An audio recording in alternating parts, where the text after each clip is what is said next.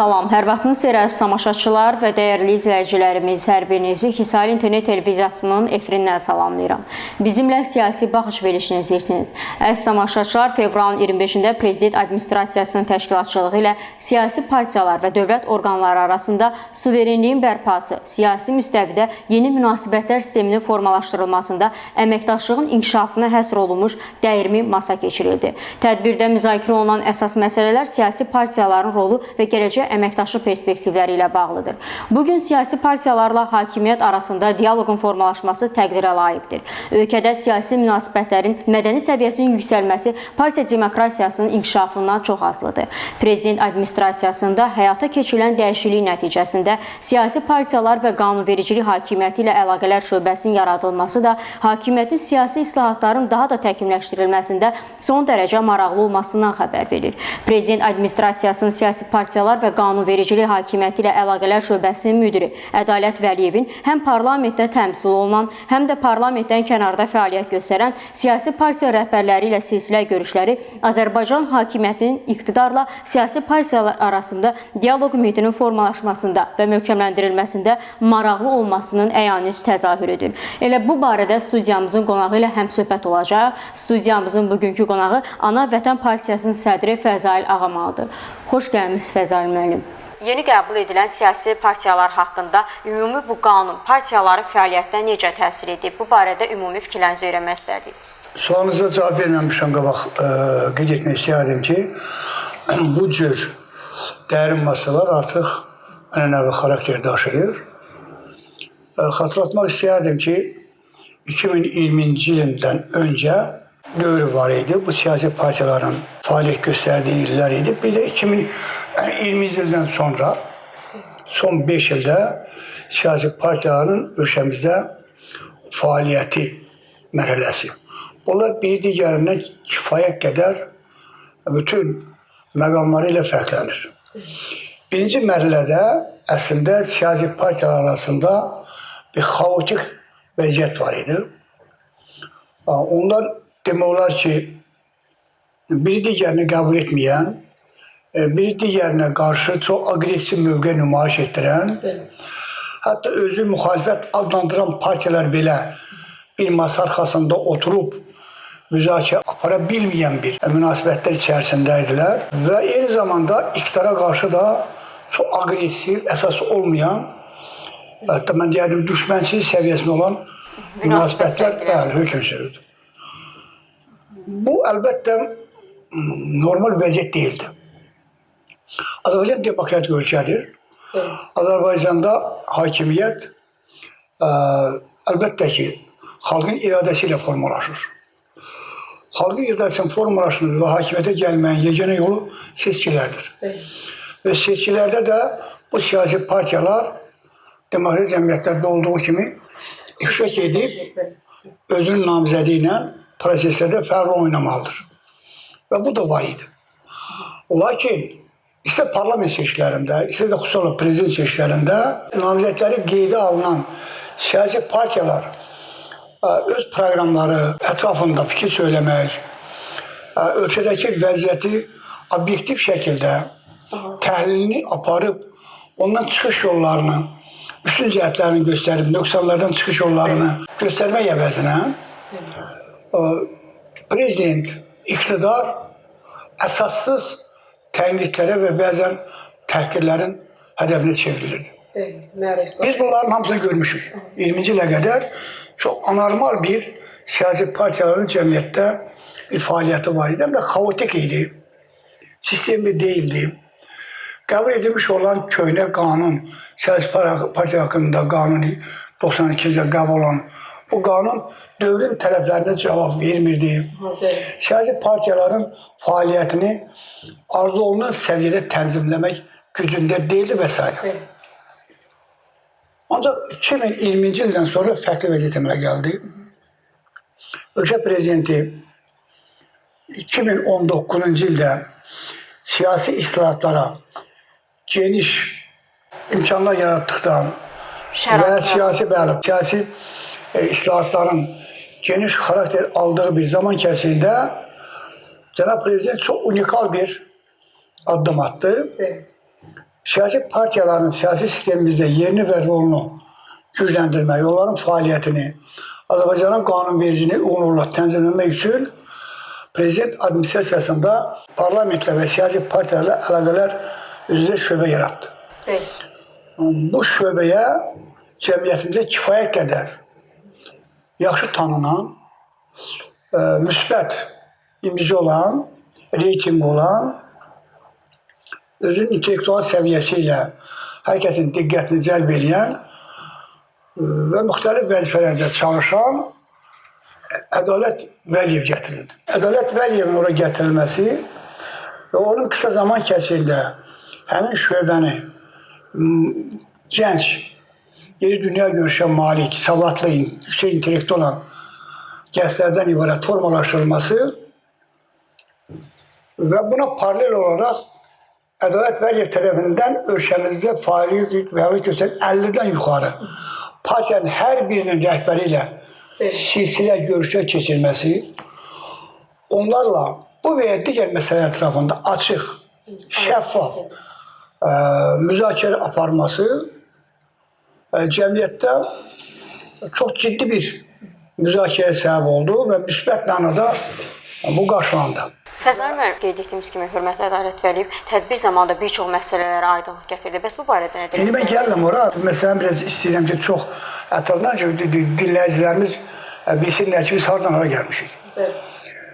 Və bununla bağlı ilk növbədə həm də siyasi partiya haqqında yeni qanunu qəbul etmək lazım idi.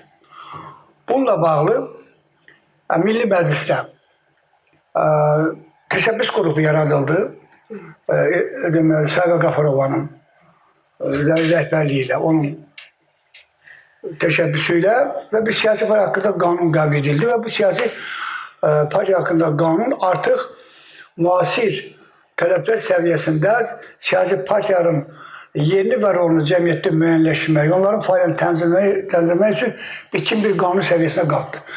Və beləliklə artıq siyasi partiyaların yeni qeydiyyatdan keçməsi zəruri oldu və 50 partiyadan 26 partiya qeydiyyatdan keçdi. Bəziləri fəaliyyətlərini dayandırdılar və beləliklə 26 partiya hazırda öz fəaliyyətini davam etdirir.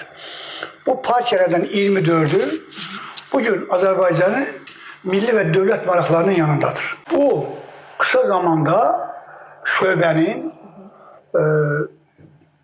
gərgin əməyinin məntiqi nəticəsidir. Bu tam məsuliyyətlə demək olar ki, iktidarla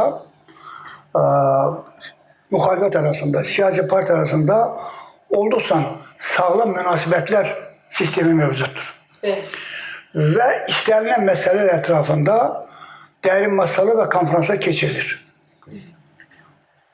52 belə bir konferans ki, onlardan da biri dünən keçirildi və dünən konferansda və dərin masada çıxış edən hörmətli Ədalət müəllim 20-ci ildən keçən dövr ərzində siyasi partiyalarla iqtidar arasındakı münasibətlərin, əməkdaşlığın xronikası üzərində dayandı.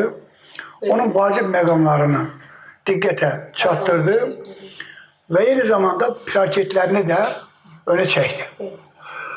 Ən başlıcası burada qoyulan məsələ suverenliyin bərpası idi. Yəni 44 günlük vətən müharibəsi və antiterror əməliyyatı nəticəsində Azərbaycanın ərazi bütünlüyü və suverenliyi təmin olunmuşdur. İndi Azərbaycan yeni bir inkişaf mərhələsinə qədəm qoymuşdur. Biz vətən müharibəsinə qədər bütün partiyalar bütün diqqətini yönəltmişdi iş olmuş toparlama edilməsinə. Vətən müharibəsi dövründə antiterror əməliyyatında da məhz 23 partiya dövlətimizlə bərabər, Ali Baş Komandanla bərabər, ordu ilə, xalqımızla bərabər o müharibənin içərisində yer aldı. Və milli əmrlərin formalaşmasında xüsusi rol oynadı. Və beləliklə qələbəmizin təmin edilməsində öz yerinə düşən vəzifəni yerinə getirdi. Bax, bu böyük bir nəticə idi, mən deyərdim ki. Bu nəticəni təbii ki, Ədalət müəllim önə çəkdi. Bunun üstün cəhətlərini dövlətimizə vermiş olduğu töhfələrin ayrı detallarını dərin masa iştirakçılarının diqqətinə çatdırdı. Və söylədi ki, indi artıq siyasi müstəvidə yeni bir mərhələ başlayıb. Bu da suverenliyimizin bərpasından sonra yeni bir mərhələdir. İndi bundan sonra da təbii ki, bizə qarşı xaricdən təhdidlər var.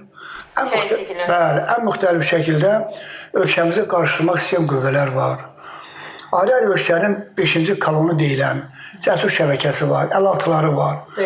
Və bunların özü də Azərbaycan dövləti üçün müəyyən problemlər yaradır. Bu problemlərin aradan qaldırılması üçün bundan sonra da siyasi partiyalarla iqtidar arasında sağlam əməkdaşlıq getməlidir. Ayrı-ayrı məsələlər ətrafında müzakirə açılmalıdır və bu müzakirə konferans səviyyəsində, dərin məsələ səviyyəsində aparılmalıdır. Və bununla bərabər həm də digər çıxışçılar da orada var idi. Ədliyyə Nazirliyindən, Maliyyə Nazirliyindən, Mərkəzi Seçki Komissiyasından və onlar da siyasi partiyalarla bağlı öz səlahiyyətləri çərçivəsində müəyyən məlumatları verdilər və indiki deməli səviyyədə qanunvericilik çərçivəsində o əməkdaşlığın inkişafında dövlət qurumları çox maraqlı olduqlarını irəli sürdülər. Və beləliklə o da dövlətin ayrı-ayrı qurumları, prezident administrasiyasının şöbə müdürünün rəhbərliyi ilə Ədliyyə, Maliyyə, Mərkəzi Seçki Komissiyası, bir də səhv etmirəmsə deməli Hesablama Palatası. Bunların iştirakı ilə və orada iştirak edən bir yeni Müsavat partiyası istisna olunmalı, o dəvətli olmuş gəlmədi. Qalan partiya arasında onların dediyi və partiyalarda çıxış edən partiya mənsublarının, rəhbərlərinin, onların demiş olduğu məsələlər münasibəti çatışan və çatışmayan məsələlər ətrafında çox sağlam bir diskusiya getdi. Və təkliflər də verildi. O təkliflər də təbii ki, qeydiyyata alınır və gələcəkdə yəqin ki, onların aradan qaldırılması da hər hansı bir problem olmayacaq. Fəzan müəllim, ümumiyyətlə partiyaların fəaliyyətində şəffaflıq və hesabatlıq nə qədər önəmlidir və bununla yanaşı tədbirdə müzakirə olunan əsas məsələlərdən hansılar beləcə partiyaların fəaliyyətində xüsusi önəm kəsb edir? Bəs bu barədə nə demək istərdiniz? Partiyaların hesabatlığı əsasən burada maliyyə hesabatı nəzərdə tutulur. Çünki partiyaların siyasi fəaliyyətində hesabatlıq ola bilməz. Çünki onun fəaliyyəti cəmiyyətə bəllidir. O özünün siyasi baxışlarını sizin kimi dəyərli jurnalistlərin vasitəsilə ən müxtəlif platformlarda ifadə edirlər. Deməli, burada hesabatda ancaq maliyyə məsələlərində ola bilər. Burada məsələni iki yöndən yanaşmaq lazım məsələyə. Birinci, parlamentdə təmsil olunan partiyalar dövlət büdcəsinə maliyyələşir. Burada da söylənir ki, hər il bununla bağlı dövlət tərəfindən maliyyə imkanları artırılır. Məsələn, keçən il 5 milyon ayrılmışsa, bu ilki büdcədə 6 milyon vəsait ayrılıb. Deməli, bu tendensiya davam edir. Niyyət də parlamentdə təmsil olunan partiyaların öz fəaliyyətlərini arzu olunan səviyyədə, yüksək səviyyədə qurmağa xidmət edir bu maliyyə. Digər tərəfdən, seçkilərdə iştirak edən, müəyyən səs toplayan partiyalar da dövlət tərəfindən maliyyələşdirilir artıq bu ildən başlayaraq. Daha da o keçən ilin 4-cü rübündən başlayaraq. Bu da getdikcə təkmilləşəcək və beləliklə bu partiyaların parlament və prezident seçkilərində fəal iştirak etməsini stimullaşdırır.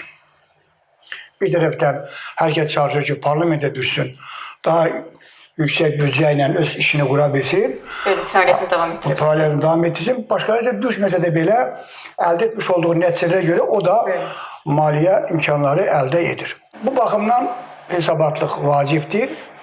O şəffaf şəkildə həyata keçirilməlidir. Bunun üçün hər ilin martın sonuna qədər bütün partiyalar hesabatlarını, yəni maliyyə hesabatlarını hazırlayıb Mərkəzi Seçki Komissiyasına təqdim edir.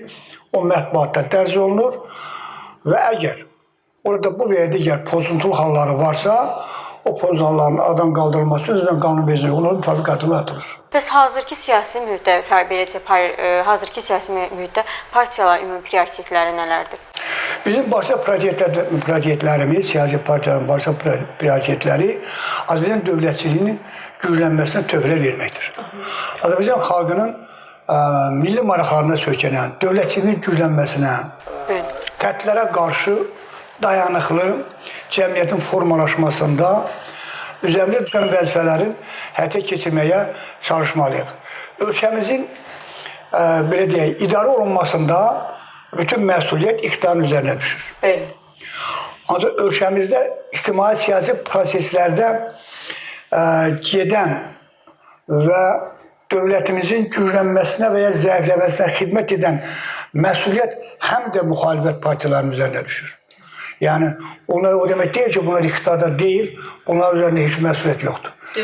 Yəni, müxalifət partiyası Azərbaycanın uğurları üzərində dayanmalı, onu xalqa izah etməli, əldə olunan müvəffəqiyyətlərin ayrı-ayrı cəhətlərini təhlil edib cəmiyyətə təqdim etməlidir.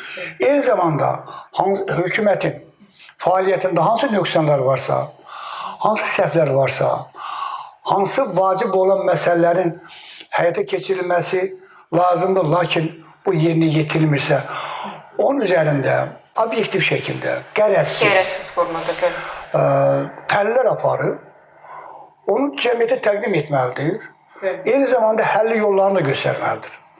Və bundan təbii ki, iqtidar bütün bu məsələləri araşdırır. Görür ki, hər hansı müxalifət partiyası dövlətimizin güclənməsi ilə bağlı, xalqımızı narahat edən məsələlərlə bağlı iqtidarın diqqət vermədiyi bir məsələ önə çəkib. Və bunun həyata keçirilməsi çox vacibdir. Dövlətimizi gücləndirər, xalqla dövlət arasında münasibətləri, birliyi daha da möhkəmləndirər və problem olmaz. Yəni cəmiyyət üçün problem olur, dövlətimizin problem olmaz. Onun üçün dərhal o nəzərə alınır və müvafiq şəkildə hökumətin müvafiq qurumlarına tapşırıqlar verilir və o nöqsanlar aradan qaldırılır. Buna deyirlər konstruktiv əməkdaşlıq.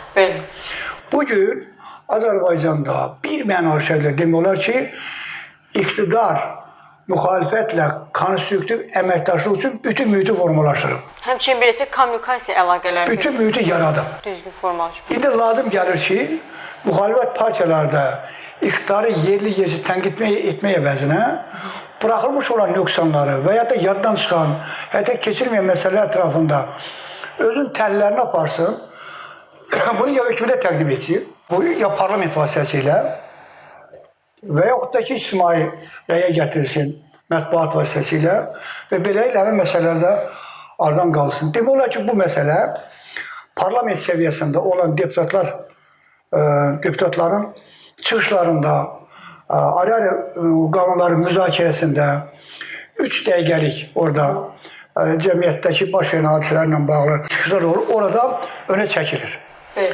Və təbii ki, bu ümumiləşdirilir. Milli Məclisin rəhbərliyi səviyyəsində müvafiq şöbələr tərəfindən ümumiləşdirilib, təqdim olunur. Milli Məclisin rəhbərliyi də onu müvafiq qurumların, dövlət qurumlarının, icra strukturlarının diqqətinə, prezident aparatına olan diqqətinə, Nazirlər Kabineti olan diqqətinə çatır və bu elə məhz şəffaf, sağlam əməkdaşlıq formasıdır və belə deyir. İndi çox yaxşılar ki, bu həm də parlamentdən kənarda olan müxalifətlərin fəaliyyətində də özünü göstərsin. Bu elementlər var.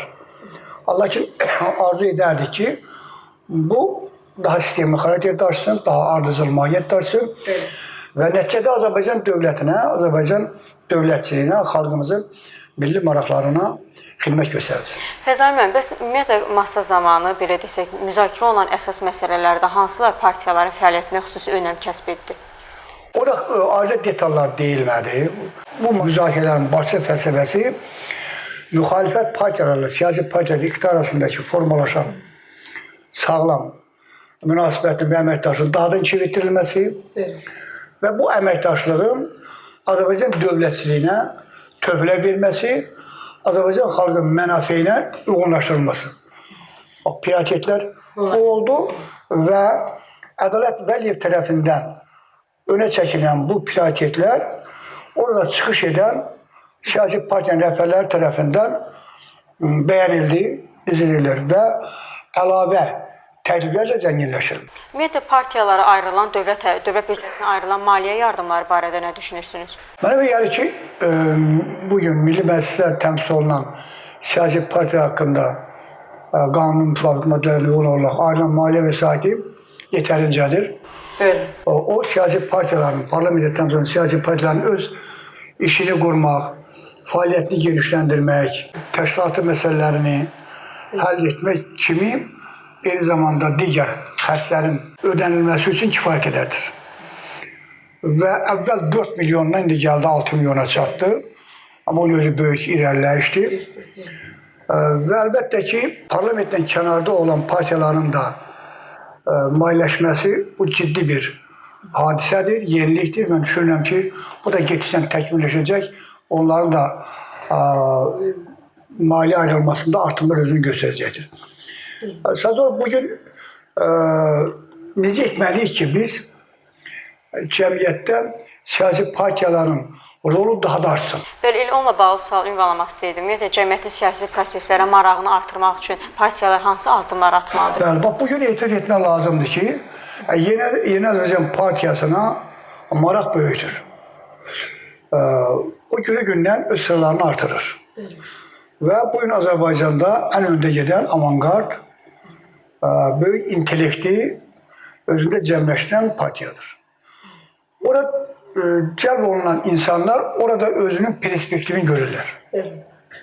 Geniş imkanlarda. Geniş imkan. Ya icra strukturları səviyyəsində, ya parlament səviyyəsində. Ancaq deyək ki, müxalifət partiyalarının bizdə prezidentli respublika olduğuna görə icra strukturları hakim partiyanın, iqtidarda olan partiyanın potensialı hesabına formalaşır. İcra strukturları. Ancaq parlamentdə, yəni hakimiyyətin digər qolu olan parlamentdə isə ölkəni idarə edən iqtidar partiyası ilə bərabər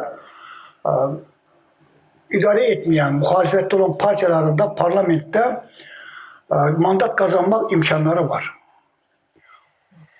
Bununla bağlı hazırda 10 partiya, müxalifət partiyası parlamentdə təmsil olunur. 1-3 mandatına. Elə partiya var 3, elə partiya var 2, elə partiyalarda var ki, 1 mandatla təmsil olunur. Bu yaxşı təcrübədir. İndi bu təcrübəni genişləndirmək, eyni zamanda siyasi partiyaların siyasi proseslərdə marağını artırmaq, yerini və rolunu gücləndirmək üçün, məsələn, orada mən təcrübə etdim ki, gələcək siyasi islahatlarda seçki sisteminin majoritardan qarışıq sistemə keçməsi yaxşı olar. Yəni, majoritarla bərabər proporsional. Bu proporsional o deməkdir ki, partiya xətti ilə parlamentə təmsil olunur. Belə olanda, bugün iqtidarda olmayan siyasi partiyalara da axın ola bilər. Bəli, güclənə bilər. Az və ya çox dərəcədə. O baxır, hansı partiya özünün çıxışları ilə, proqramları ilə, təqdim etmə forması, cəmiyyətə ötürmüş olduğu tezislərinin cəmiyyətin diqqətini cəlb edir. Artıq bu şərait yaradılırsa, burada partiyanın əldə etmiş olduğu uğur birbaşa onun özündən asılı olur. Onun intellektindən, onun siyasi təcrübəsindən, bir növbəcə təqdimat forması. Onun xalqın diqqətini və etimadını özünə qazanmaqdan keçir. Ancaq bu nə üçün bu indiki vəziyyətdə mümkündür? Çünki Azərbaycan dövləti prezidenti respublikadır. Mən düşünürəm ki, bu prezident respublika ən Azərbaycan üçün unikaldır. Azərbaycan güclü dövlətdir. Azərbaycan özünün əsrlərdən bəri düşmənçilik edən erməni, təkcə ermənisi yox, ermənilər və erməniliyi müdafiə edən dünya gücləri üzərində qələbə çalıb. Onun xarici proseslərlə bağlı hər hansı ciddi problemi yoxdur. Ölkə prezidentinin çox müdrik xarici siyasəti, bir mahir diplomat kimi prosesləri idarə etmək imkanlarının geniş olması xarici siyasətdə bir geniş imkanlar açır. Eyni zamanda bugün Azərbaycan dövlətinin gücü imkan vermir ki, xaricdən bizə qarşı təhdidlər açıq bir müstəviyə müharibəyə keçsin. Bu olursa Azərbaycan dövləti güclüdür. Müəyyən komponentlər çərçivəsində onun qarşısını ala bilər xalqın iradəsinə və s. İndi Azərbaycan istəməyən qüvvələr hansı şəkildə Azərbaycanı ziyan vura bilər? Ancaq Azərbaycanın daxilindəki ayrı-ayrı qüvvələrlə, ayrı-ayrı siyasi partiyaların fəaliyyəti ilə. İnandırım ki, belə qüvvələr var, kifayət qədərdir. Və hazır ki, belə desək, dünyaya uyğun olaraq sosial şəbəkələrdə qərəzli kampaniya. Tamamilə doğrudur.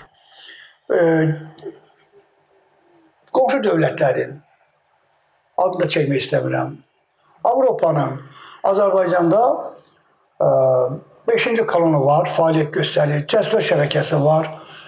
Dövlət Təhlükəsizlik Xidməti bunu zaman-zaman bizə çıxardır, şey eləyir.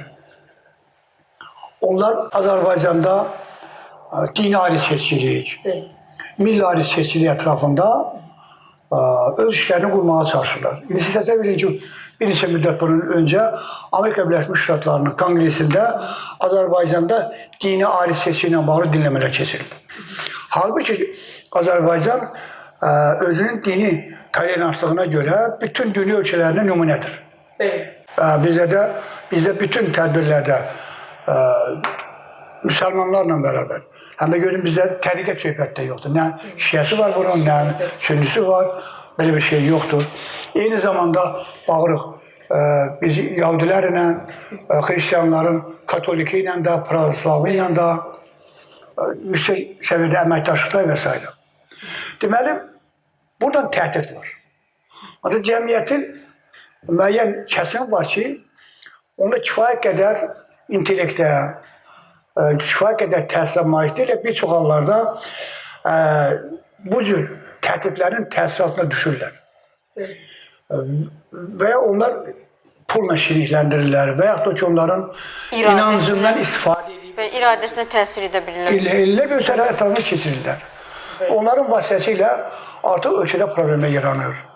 Dini deyək ki, kəsimlə bağlı və ya milli ayrı seçki ilə bağlı söhbətlər gedir. Məsələn, Azərbaycan həqiqətən dünyanın ən unikal ölkələrindən biridir ki, burada aparıcı olan Azərbaycan türkləri ilə bərabər Talışlarda, Ləzgilərdə, Avarlarda, Kürdlərdə, Yahudilərdə, Ukraynalılarda, Ruslarda, Azərbaycanda yaşayan bütün xalqlar Azərbaycan dövlət tərəfindən eyni hüquqa malik olduğunu şəraitini yaradıb və xalqımız da onlarla ən yüksək səviyyədə ünsiyyədə malikdirlər. Və 44 günlük müharibədə biz onların da silahı sarılaraq bizlərlə bərabər müharibədə qan tökdüyünü, qazi olduğunu, şəhid verdiğini şahid olduq. Deməli, bizdə eyni zamanda milli ayrı seçkilik də yoxdur. Və bunu istifadə etməyə çalışırlar. Bunun qabağını almaq üçün əlbəttə ən böyük məsuliyyət siyasi partiyaların üzərinə düşür. Siyasi partiyalar bu baxımdan öz iradələrini səhvbəliyə alaraq bu cür hallara qarşı qətiyyətli mübarizəni aparmalıdır. Düşünürəm ki, bu son derəcə vacib vəzifələrimizdən biridir. Çox sağ olun Fəzal müəllim, fikrinizi bölüşdüyünüz üçün təşəkkür edirik. Belə əziz tamaşaçılar və dəyərli izləyicilərimiz, bugünkü verilişimizin sonuna gəldik. Nəzərinizə çatdırmaq istərdim ki, studiyamızın bugünkü qonağı Ana Vətən Partiyası sədri Fəzal Ağamalı idi. Gələn görüşlərə dək.